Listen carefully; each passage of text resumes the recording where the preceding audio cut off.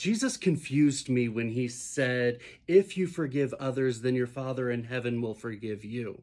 He confused me when he taught us to pray that God would forgive us our debts and our trespasses as we have forgiven those who have trespassed and sinned against us. In a way, it always felt like Jesus was adding something onto the grace that he was offering us. He was saying, all right, here's this little piece of work that you have to do.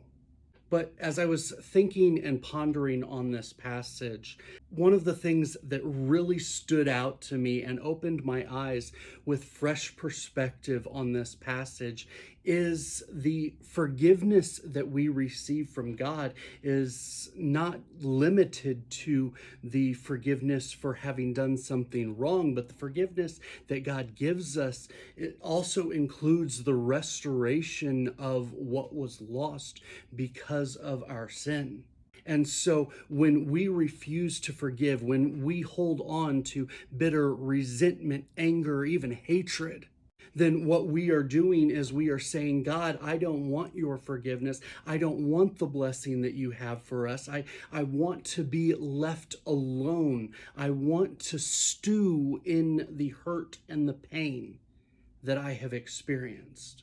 And so when we refuse to forgive others, we also refuse to accept God's forgiveness in the sense that we don't receive the healing that God has for us. Instead, we pull more of that pain and brokenness into our very being.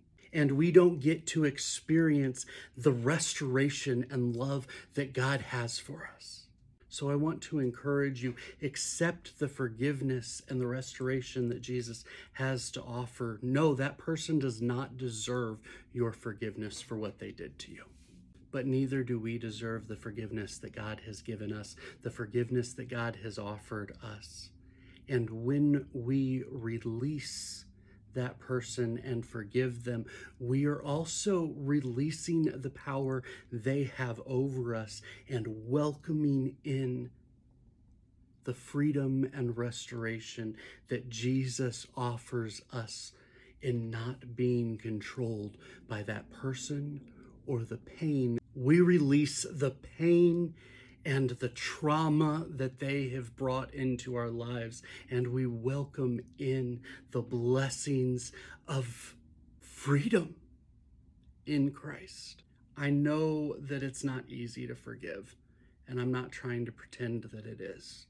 What I am trying to tell you is that forgiving others in Christ is worth it, and it brings freedom and joy into your life.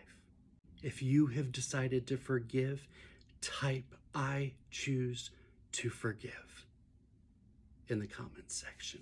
My name's Hendon, and if you love Jesus, business, and laughing, we should be friends.